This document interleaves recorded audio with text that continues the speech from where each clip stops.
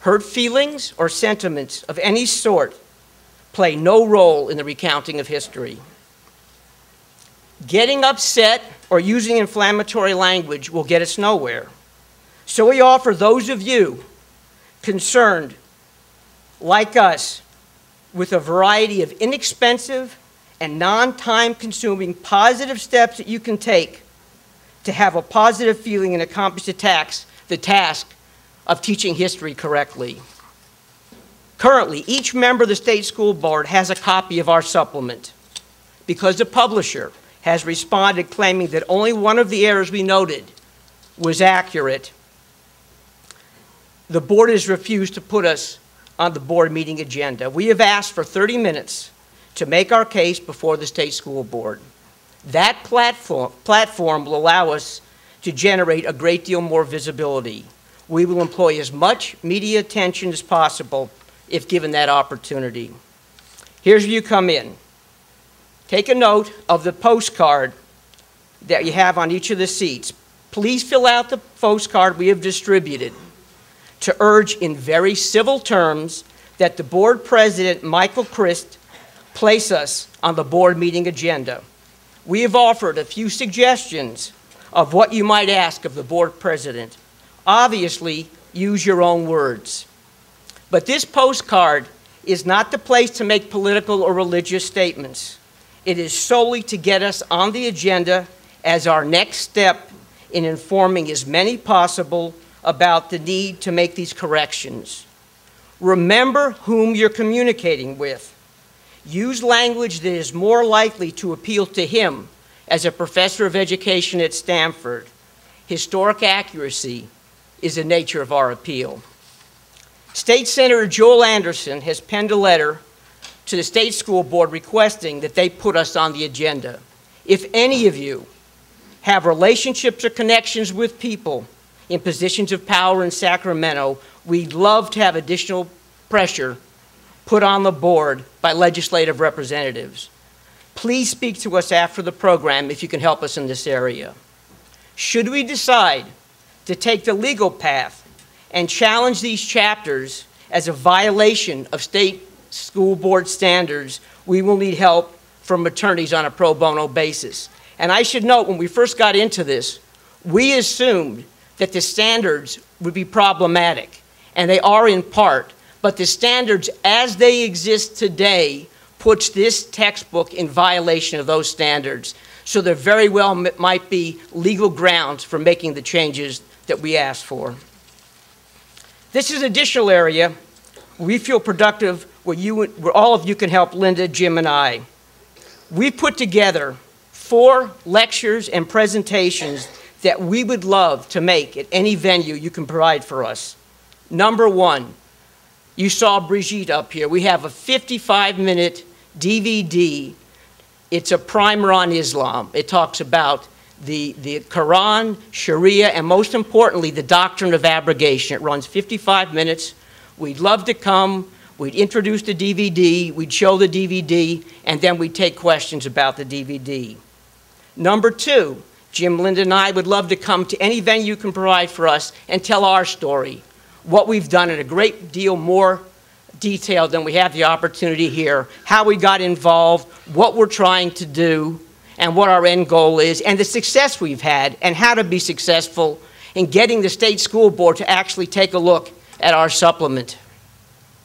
Number 3, we've made an association with a Coptic minister and an Assyrian priest, both of whom make wonderful presentations describing in detail current information on the persecution of Christians throughout the Islamic world.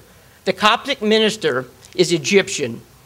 His mother is in Cairo at this moment. He speaks to her on a daily basis. He can give you chapter and verse on exactly what's happening to Christians in Egypt today, firsthand. Wonderful presentation. The Assyrian priest was ordained in Iraq. He had congregations in Iraq, in Syria, in Great Britain, and now here in San Diego. He too has a wonderful plethora of knowledge and anecdotal incidents of what is happening to Christians throughout the Islamic world. Father Fadi will come in and impress everybody with his description of what is happening to Christians throughout the Islamic world. One of his specialties early on in his career had to do with reaching out to Muslims as a Christian in that part of the world to try to make friends with Muslims. He'll tell you how that didn't work and why that didn't work.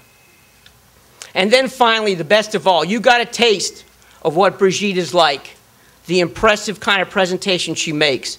Brigitte is anxious to come back to San Diego and make an appeal here and give her presentation. If you have connections to any venue that would seat 600 or more, she'll come out on her own expense and make her presentation here in San Diego. I'm now going to turn the microphone over to Linda Sachs. She'll tell you a little bit more about how we got where we are, the nature of the publisher's response to our supplement, state textbook standards, and a few examples of the errors that we found in the textbook. Linda is as well-read and informed on this topic as anyone you'll ever run into. Linda is dedicated to this like nothing I've ever seen. As a graduate of MIT with a degree in engineering, at a time when there were 3 or 4 men for every woman at MIT, and probably the odds were even more stacked against her in the engineering department, Linda is a very special lady. Her commitment to this nation and her love for America is demonstrated by she took that engineering degree and very consciously got into working on national defense. So I give you Linda.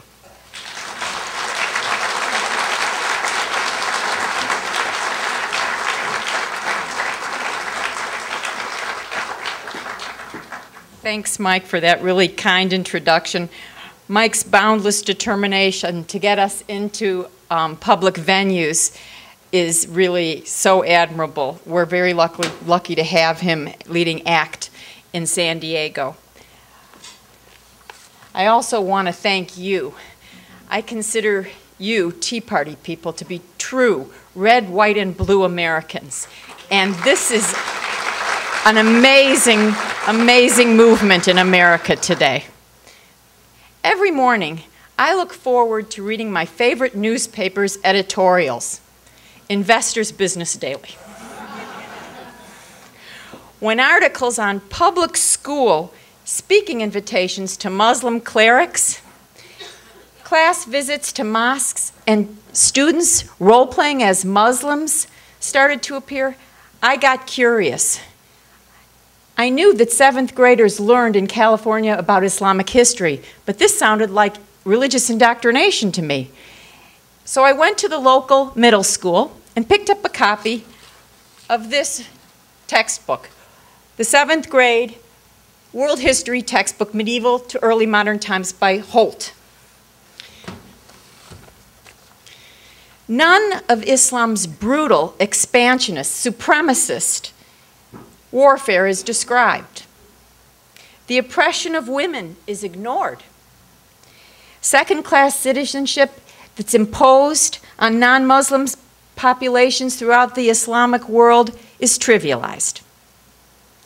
Instead, the Unit on Islam emphasizes a welcoming acceptance of Muhammad as a prophet throughout Arabia and claims the tenets of Islam are equality and tolerance.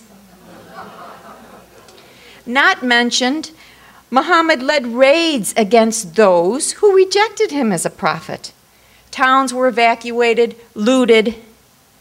In one settlement alone, under Muhammad's leadership, 800 Jewish men were massacred, and their wives immediately taken as sex slaves and children sold into slavery. This started to happen throughout Arabia, whether it was Jewish towns, Christian towns, or pagan towns, all under the leadership of Muhammad. This is the history. I'm not talking about religion here, I'm talking about the history. This is what our children have to learn historically, because these truths are recorded methodically in Islamic texts called hadith.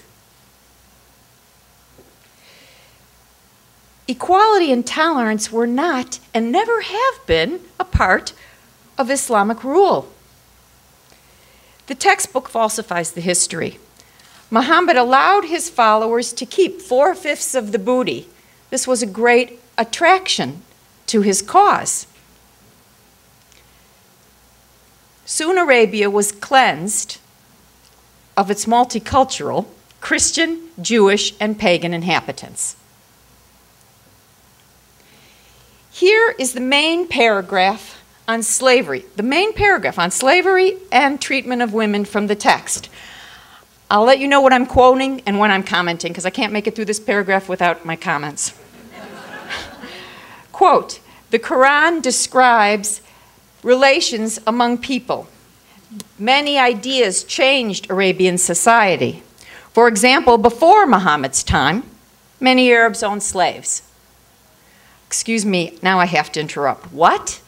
It was after Muhammad that Islam institutionalized the slave trade throughout Africa.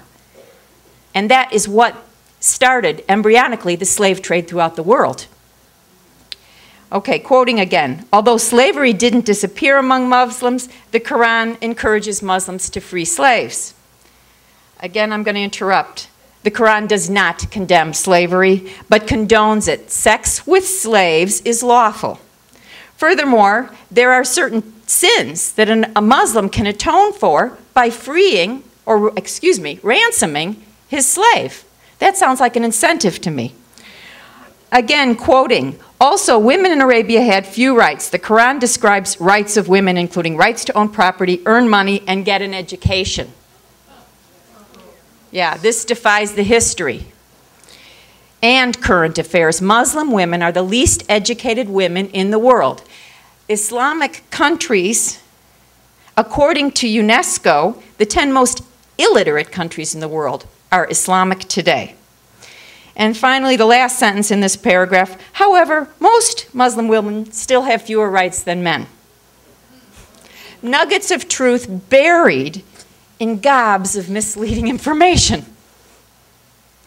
Where is the description of Sharia laws that guarantee inferior status to women? The testimony of a woman is worth half that of a man in courts. What do you think happens in a society that does not punish a rapist unless there are 4 male witnesses? Honor killing is one possibility. Only men may have polygamous marriages, and only men may beat disobedient spouses. In the marriage contract, there's 4 lines for the wives. You heard me right. Polygamy and beating spouses are endorsed by the Quran, verses 4:3 and 4:34. In fact, women are anything but equal. Now, since the paragraph in the book starts quoting Quran, I feel that we have to be correct about what is quoted about the Quran in our history of Islam textbooks. As Jim mentioned, in the book Sharia for Non-Muslims, there's documentation about the 1,400 years of jihad that have killed 60 million Christians in the world, 80 million Hindus in the world, 10 million Buddhists in the world, and 120 million Africans. The only reference to jihad in the textbook is a definition. It's never repeated after the definition is given. And it is, quote, important subject in the Quran, which means to make an effort or to struggle. This is reminiscent of what we just learned from Brigitte Gabriel.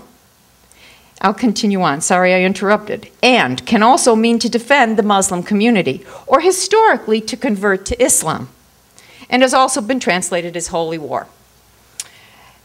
It is a moral and educational imperative that we change this. Please get a copy of our supplement. This is what it looks like. And insist that it be used with the textbook until honest Islamic history replaces the sanitized mush in the chapters on Islam.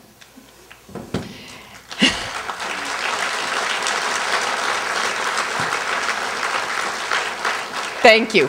I'd like to, I know audiences are curious. What's in the rest of this textbook? What's in the chapters, for example, on Mongols, on Crusaders, on conquistadors, on early America? They are replete with memorable descriptors.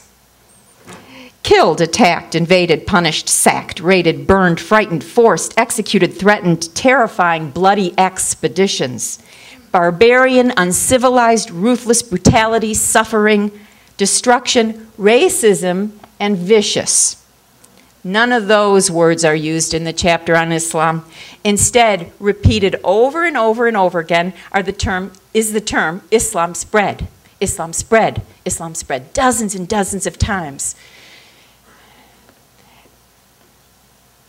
To be fair, you'll occasionally find the words conquest or warfare, but spread, tolerance, acceptance, they are the norm. The only image that kids are likely to make of how Islam spread in the world is honey oozing to the edges of warm toast. The publisher's response to our analysis, they got a copy. It was sent to them by the California Department of Education. Quote, "The word spread is a widely used and understood term for the kind of activities and events involved in the historical expansions of religions, their influence and their establishment in places other than where they originated." End quote. Nothing new or different about Islam, just hordes of missionaries in white shirts maybe, spreading the religion of peace. This is ridiculous. The California Department of Education bureaucrats rubber-stamped this response from the publisher.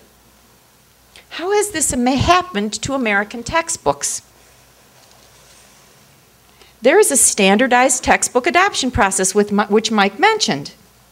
It includes public reviews regularly. But some organization called the Council on Islamic Education, also Brigitte mentioned it, has inserted itself into the process for over 2 decades. Before 9/11, they'd already gotten and begun to capture the minds of our children. The Trouble with Textbooks, which is a brilliant book, describes them as a, quote, content gatekeeper with virtually unchecked power over publishers. Mike mentioned the process was frozen in 2009. Before that, a new Islamic history course was in review. A very effective ACT member from Irvine successfully suggested corrections to it. This is what the standards look like that govern textbooks and history, just history instruction in California. The process, as I mentioned, is frozen. The ACT member worked on corrections to the new description for Islamic history, along with the assistance of Robert Spencer and Raymond Ibrahim, 2 brilliant scholars who work very closely with our esteemed speaker, David Horowitz.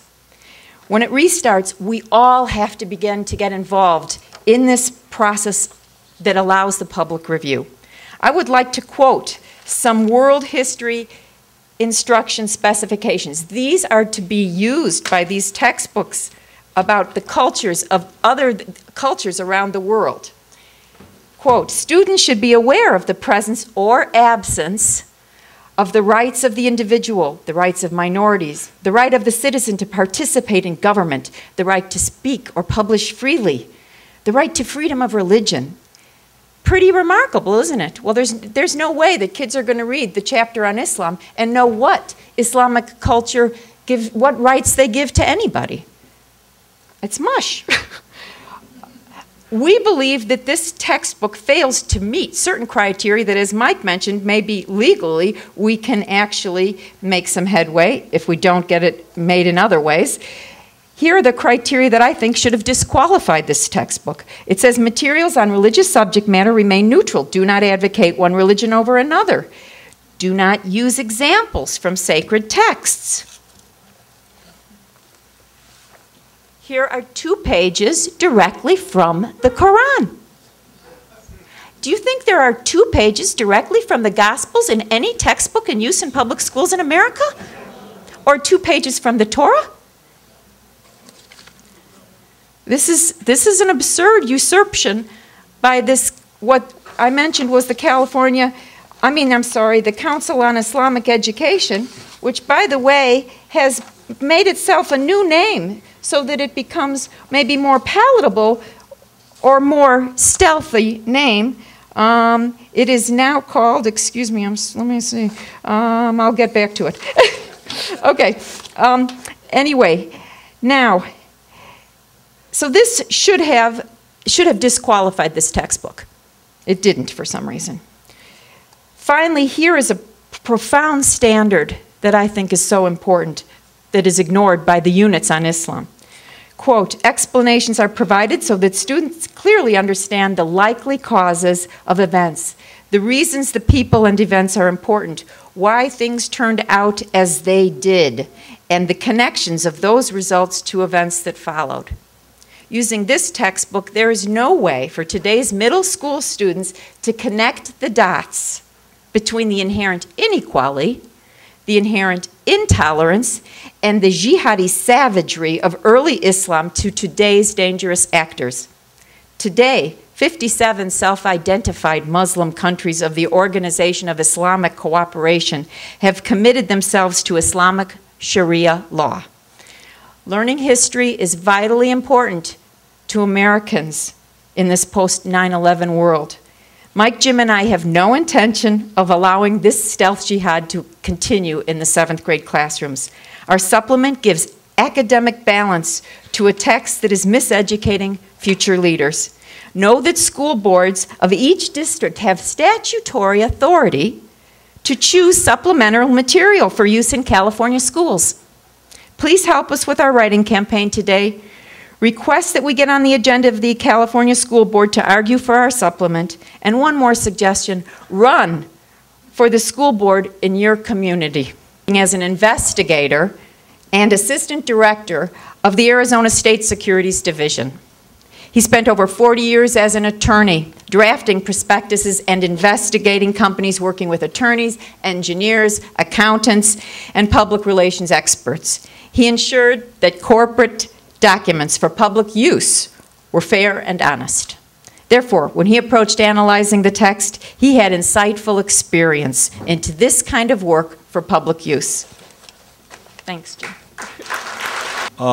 You will notice that I am sitting down.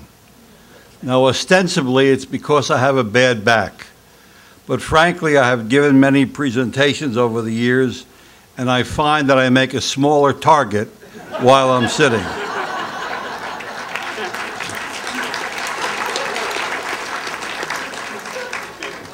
Now, Jim Fontana said the audience would be friendly in order to induce us to come. But you know, you all understand you never know. So I will be sitting down. I hope you understand why. Ladies and gentlemen, my two partners have described in some detail about major errors in the analysis in the book. I would appreciate if you would get the analysis because I can only point out a few of the problems here. But I really thought when I started reading this that the book was written by Hans Christian Andersen. It turns out it wasn't. But anyway, let me just get started here. On page 90 of the text, I'm going to talk to the text. On page 90, it talks about a man called Suleiman the Magnificent. I remember him from school, Suleiman. And here's what it says about Suleiman. It says here, during his reign, he took control of the Eastern Mediterranean. During Suleiman's rule, the Ottoman Empire reached its cultural peak. Muslim poets wrote beautiful works. I asked to have a violin in the background, but they wouldn't provide it. And architects worked to turn Istanbul from a Byzantine city into a Muslim one. Sure, that's sweet, and you can imagine each child saying, oh, my God. However, we did some research, and we found out there was a few things left out about Suleiman. So I'm going to let you know a couple of them, because in case you run across Suleiman, we want you to know. What happened was he had a battle with the Hungarians. Is there anybody here of Hungarian ancestry? Okay. Now you're going to be upset by this. Just one lady. Well, they killed 24,000 in the war and then sent people home from slaves, which is what they did, and they took 2,000 prisoners. But what it doesn't say in the book, the text for the students, is that Suleiman had the 2,000 prisoners had their heads cut off, put on pikes, and put around his tent. Now, people have different descriptions of what is art. You know, that's not my subject. I took economics. Perhaps heads of 2,000 Hungarians is art. Maybe it's not. So in addition, even if you don't think it's art, it certainly goes to the character of Suleiman as what he would do with prisoners. But again, it's left out. Now here comes, as bad as that is, here comes the part from the publisher when we sent this up there. The publisher said, the text is accurate. That's the part I read about Suleiman. In the presentation of facts about Suleiman I and the period of his rule, it should be, here's the good part, it should be noted that the content of the histories written for adult audiences, such as the sources cited by the reviewers, that's us, are not generally viewed by educators as appropriate for young audiences. Now, ladies and gentlemen, if you have any children or grandchildren in the 7th grade and you see what they see on video games and the movies and TV, it's bizarre that this is what the publisher said. The reason that was left out of the book, what he did, they don't want us to know what happened in the Middle Ages when the Muslims were conquering everybody. They don't want us to know. Now, this is even more strange. On page 100 of the text, this is the actual book that the little darlings get to read. It says here, remember, the other stuff was unfit because it comes from adult audiences. I'm quoting here. The king of the Franks, this is what they called the Europeans, ordered all Muslim prisoners to be brought before him. They numbered more than 3,000, and they were all bound with ropes. The Franks, the Europeans, then flung themselves upon them all at once and massacred them with sword and lance in cold blood. Now, this is what happened to the Muslims. Why wasn't this inappropriate? Do you think there's a bias here that they're trying to cover up something? You don't have to go too far to understand what they're doing. Okay. Then, again, I only can read you a few of these, but if you get the analysis, you will see page after page. Okay. On page 90 of the text, the congregation will now rise. I turn to page 90. You don't have to rise. That was an attempt at humor. Sometimes it works and sometimes it doesn't. Okay. Here's what it says. The Ottoman government and society. The Sultan, this again is the Middle Ages, issued laws and made all major decisions in the empire. Most Ottoman law was based on Sharia, or Islamic law. But sultans also made laws of their own. The Ottoman society was divided into two classes. Now pay attention. Judges and other people who advised the sultan in legal and military matters were of the ruler class. Members of the ruling class had to be loyal to the sultan, practice Islam, and understand Ottoman customs. Guess who was in the